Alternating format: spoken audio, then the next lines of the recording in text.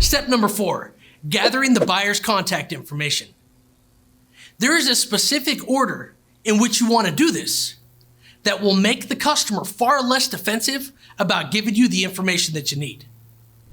You also want to make sure you gather all of their contact information before you tell them what you have and what you don't have.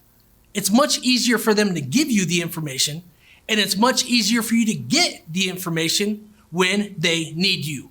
If you say, yeah, the truck's right here, or if you say, oh, I'm sorry, the truck's sold, in the buyer's head, the call may be done and they may not need you anymore.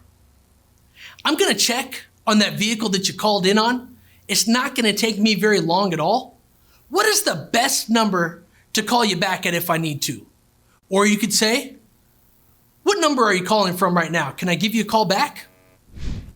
Now, a lot of times, people become addicted to the caller ID. And they'll say, it looks like the number you're calling from is.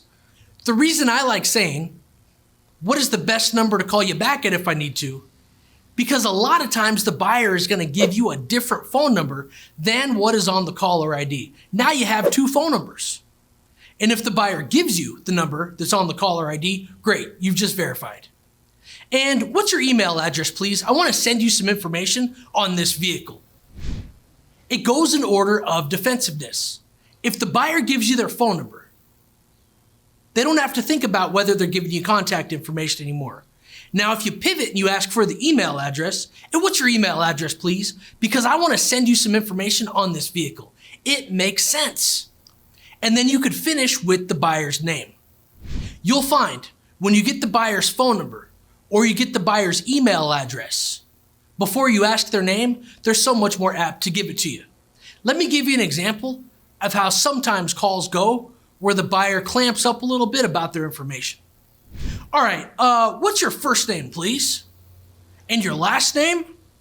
If you say, what is your first name and your last name, now the buyer has a few seconds to decide whether or not they want to give you their information. Ask for contact information first, and do it with the precedent that you're going to get that information to check on what they called on and to send them some additional information.